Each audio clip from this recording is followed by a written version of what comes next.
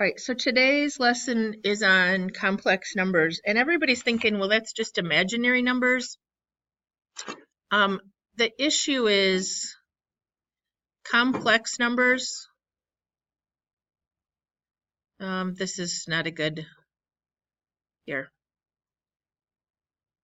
Let's do this. There's real numbers, and then there's imaginary numbers, and then there's complex numbers. No. I hope we can just restart this video because I got to think about this. Then we'll start over. Okay, complex imaginary numbers are just straight up i's, like 2i, negative 7i. Those are imaginary numbers. When you have 3 plus 2i, so it has a real and an imaginary part, then it's complex. Okay, so these can really be complex because I could write this as 0 plus 2i. Does that make sense? So complex is just when you have an imaginary part and it can have a real part. If we just call them imaginary, that wouldn't include things like 3 plus 2i. That's why I will say complex most of the time. If you say imaginary, I don't care, okay? And I didn't restart the video, so I'll just look like an idiot on the video. It's okay. Let's just keep going. All right, so the definition of I is what? Yes, Hannah. Square root of -1. Perfect. Everybody needs to know that. The second thing you need to know are something about powers, because we're going to have to do some crazy business here in a minute. But I'm going to start with, if we square both sides of this, then I squared should become what? Just -1. Now, I will tell you right now, those are the only two I have memorized. That's probably not true, but I'm going to pretend it is, okay? I know what I is and I know what I squared is. After that, I just think of it as multiplying another I on there. So if I went with I to the third, I just multiply another I onto this last guy, so I'd get a -1i or just a -I. And if I went with I to the fourth, it would just be this one squared, wouldn't it? I squared would be I to the fourth. So what would -1 squared become? 1. All right, and that's the pattern that will repeat. Is that making sense to anybody? If we put another one on there, we'd have I to the fifth, which is like an I to the fourth times another I, so we'd be back where we started. All right, so when you are asked a question like, what is I to the, I think the next slide has one. Okay, what is I to the 53rd? Their suggestion, the book's suggestion, is you divide by 4 and then you look at the remainder. So this is I to the 4th 13 times with 1 I left over. They divided because when you do rules of exponents, you would multiply right there and get 52, and then you'd have 1 left over. Okay, and I to the 4th is 1. And what's 1 to the 13th? Please help me. What's 1 to any power? 1.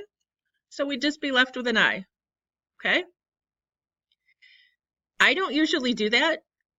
I usually do this. I know I and I squared, only two things I know. Okay? So if I saw I to the 53rd, I would take out 1 I, and that would leave, not literally poke out an I, just pretend, okay? I'd have 1 and a 52, because 52 is divisible by 2, yes? So this is really an I squared 26 times. We good? So what's I squared? -1. -1 to the 26th power is 1 times I is 1I. Okay, I've got the same answer. I need to point out to you that those of you who happily put your calculator in A plus BI mode and do all these problems, are you going to have this calculator on this quiz? Okay? Okay. There, this whole assignment could be done by putting your calculator in A+BI mode. And I'll show you, and you can check your answers that way, but you don't get to use this calculator on the quiz, okay? The other thing is, even your calculator, if you were to do I to the 279, your calculator, even in A+BI mode, won't give you the right answer, okay? Because it does something called de Moivre's theorem, I think, and it does some weirdness, and it gives you a funky answer in complex notation. So therefore, that's why I'm going to give you one that's big and ugly so that you can't use your calculator, okay? But you don't get to use this calculator anyway. Let's try this one. 86. What do you want to do? Does 2 go into 86? How many times? Are you totally lost, or you get that 86 is 2 times 43 right there? Okay, and the reason I did that is because I have memorized 2 things in the whole world, the definition of I and the definition of I squared. What is I squared? -1 to the 43rd power. Well, that's an odd. So if I do -1 times itself an odd number of times, I'm going to get what? -1. Done. All right, let's try this one in the middle right here. 279. Does 2 go in there? No. So the first thing I'm going to do is take out an I, because that's what my mom always said. Be careful, or someone's going to lose an eye, right? Did your mom ever say that? No? Must have been when we were throwing those real darts at each other. All right. 1 plus 278 is 279. We good there? So we have one I. And what is 278 divided by 2? 139. Okay. So I have a leftover I. In here I have a -1 to the 139. What's a -1 to an odd power? -1. So I have -1 I as my answer. Or just -I, yeah, fine.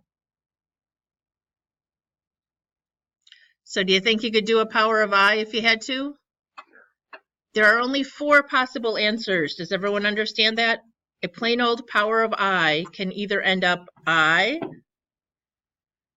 or 1, or -I, or -1. Those are the only 4 possible answers. If you multiplied it by 2, then you get a whole other set of answers. But oh, look at me. This is what I was trying to recreate earlier and was having so much trouble with. Okay, pure imaginary numbers are inside of complex numbers because they're real and imaginary. So complex numbers is when you take a real number and add or subtract an imaginary. Pure imaginary would be inside of their things that just have on high.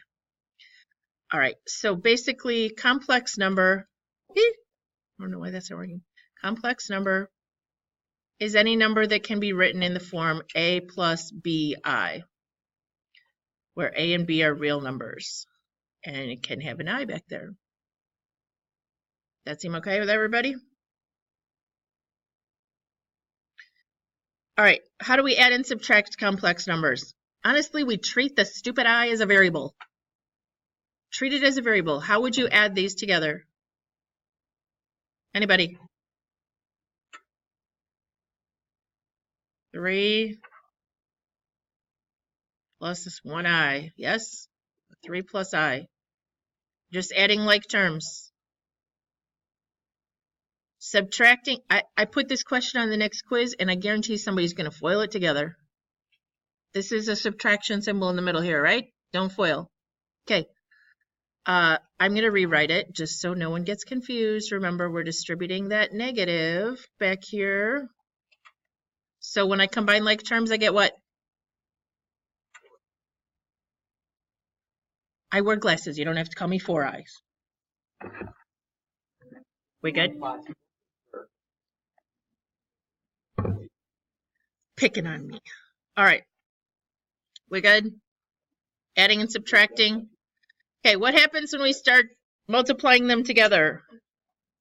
No, it's easy. We're just doing FOIL, right? First times first is 14. Outside is 2 times negative 4i is negative 8i. Inside two terms will give us a negative 21i. This guy times this guy back here is a plus 12i squared. Did I do that right? Okay, so just treat it as a variable until you get to this point when all of a sudden you go, wait a minute, I know what I squared is. Miss Hoffbauer told me I squared is really just what? Negative 1. So if I replace that with a negative 1, this whole thing back here really becomes minus 12. Then I go back to thinking of it as a variable and just combine the like terms, and I have what? 2 minus 29i. Did I do that right? Okay. If you wrote on your paper negative 29i plus 2, I wouldn't count it wrong, but they will always, proper form is a plus bi. They'll always put the I at the end. Okay, guys, try this one. Do you have this one on your paper? Okay, boil this together and tell me what you get.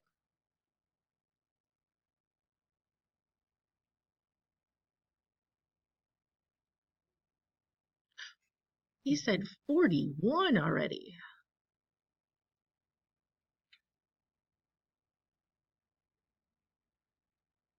Okay, so the middle terms, because these were the difference of squares factored out, it becomes 16.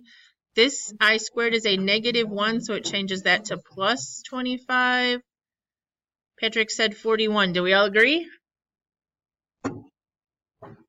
Okay. Any questions about the foiling ones? Okay. Complex conjugates are two numbers in the form a plus bi and a minus bi. So the only thing that changes in this sign is the sign in the middle. So I have negative 3 plus 4i. What is its complex conjugate?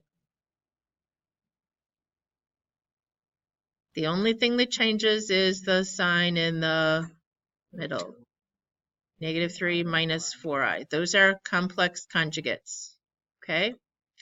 A plus bi, and the signs of A and B can be anything, but the conjugate is A minus bi. You change only the sign in the middle. Okay, why do we need to know that? Well, remember the dumb rule that says we can't leave an answer like this, and we have to do 2 square roots of 3 over 3? If you're in trig right now, you've probably seen that 1,000 times already. Okay. Yeah, no radicals in the basement. Well, guess what I is?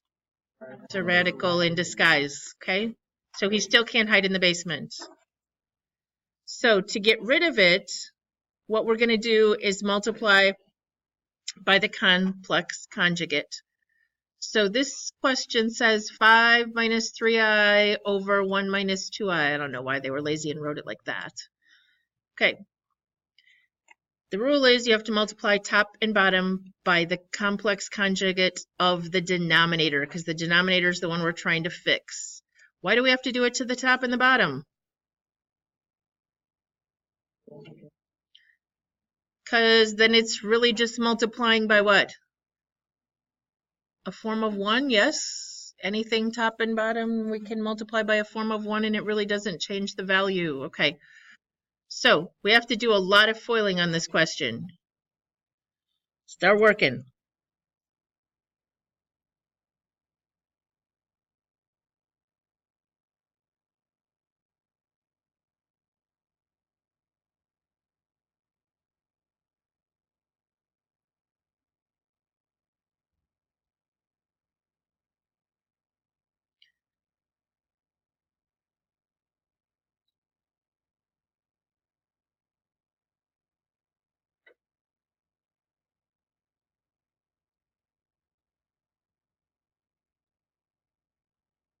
What did you get on top when you foiled those together? Anybody get an answer yet for the top?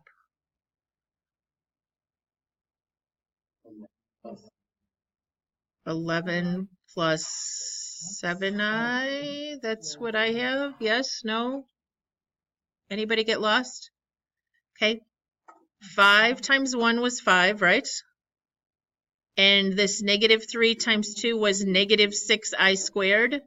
And a negative 6i squared, well, I squared is really negative 1, so that became a plus 6. So then we had a 5 plus a 6 is 11. All right, what about the denominator?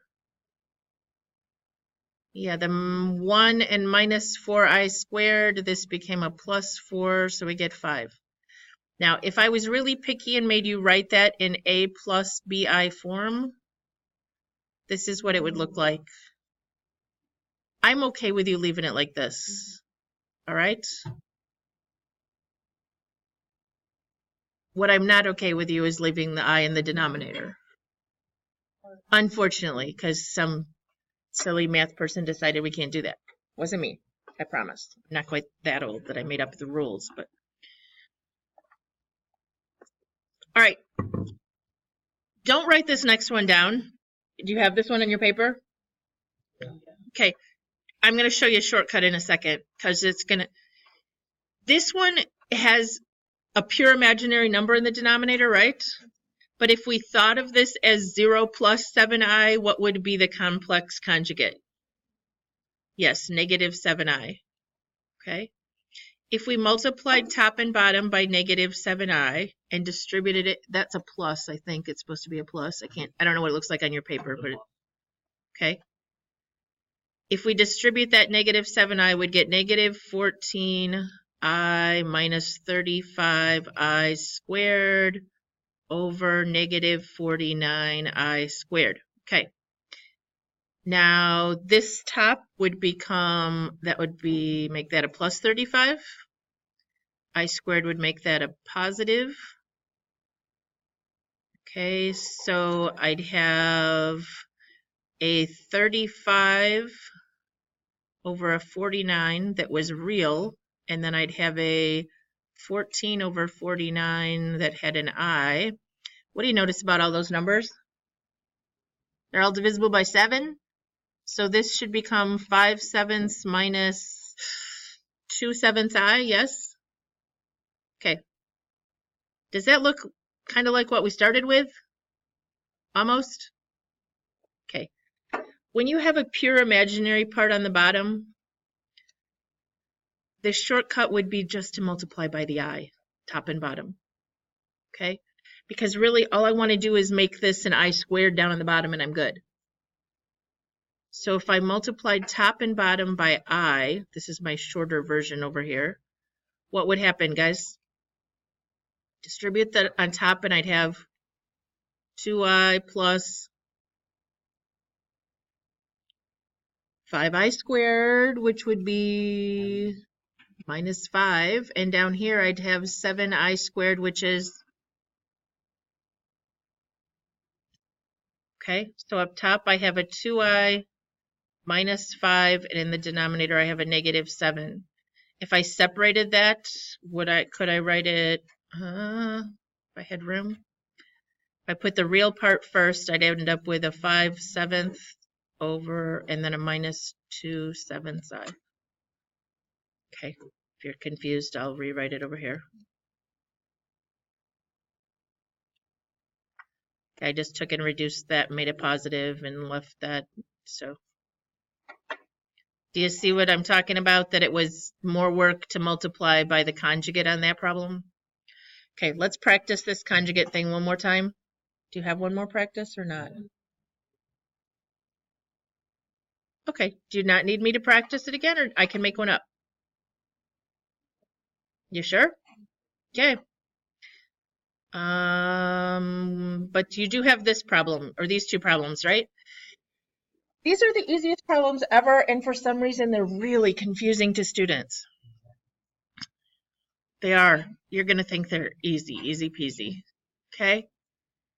When you have two complex numbers that are equal to each other, so if I have 3 plus 2i equals 3 plus bi, what does b have to equal? 2. The real part has to equal the real part, and the imaginary part has to equal the imaginary part. Okay? So this question up here, this does not have an I. So what does it have to equal on this side? The real part without an I has to equal the real part on this side. So if 2a equals 6, then a is 3. The imaginary part over here, 5i, has to equal the imaginary part over here. So 5 has to equal 5i equals bi, means that b has to equal 5. I don't know what I just said, but I think I said it weird. Okay. What do you think about this next problem? What's the real part? That's supposed to be a plus sign, I think. Yes, the real part does not have an I, so 12 has to equal 3x, so x is 4.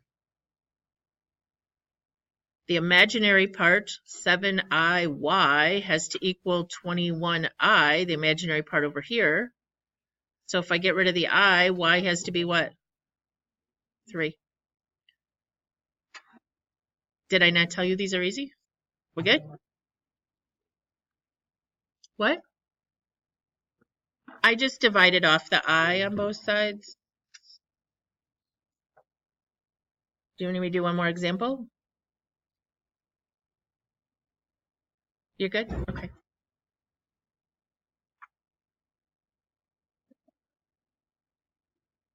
All right, there is the application part of the homework. It says the voltage E, current I, and impedance Z of a circuit are related by E equals I times Z. Find the voltage of each of the following circuits given the current and impedance. So it says you're supposed to take I times Z, okay? So I, capital I, is 1 plus 3. And when they use this in electricity, which is the only place I know of that they get complex answers, okay, when they use this in electricity, they use J, and it's really the same as little I. Okay, they just use J, I think because it's hard to see the little I's sometimes, and also because they use I for impedance, so they don't want to get confused. So I'm just going to write it as an I over here. Wait a minute. What did I just do? And we don't know E, but we know Z is 5 minus 7 joule, 7I, which they use J.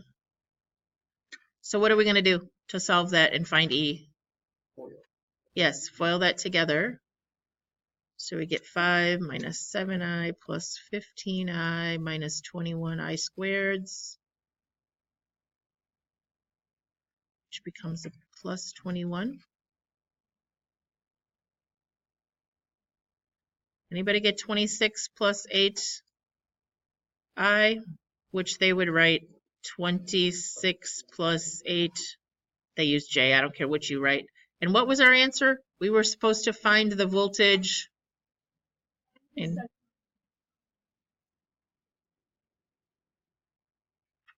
Oh, the original problem? I totally messed it up. Thanks.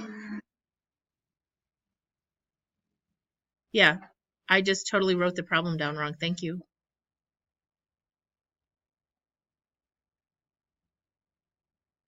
So 7 minus 5i plus 21i minus 15i squared is 7, and this became a plus 15.